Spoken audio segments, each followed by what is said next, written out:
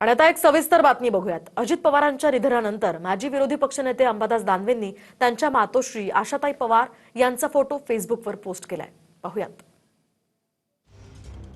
त्यांनी या फोटोबद्दल काय लिहिलंय आपण सविस्तर पाहूयात। आशाताई पवार या माऊलीचं दुःख शब्दांच्या पलीकडचं आहे। जीवाचा तुकडा गेला, आयुष्याचं भविष्य उद्ध्वस्त झालं।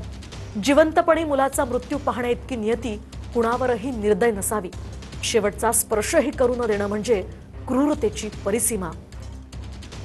13 दिवसांवर चर्चा करणाऱ्यांनी आईच्या आयुष्यभराच्या वेदनेची तरी लाज ठेवावी।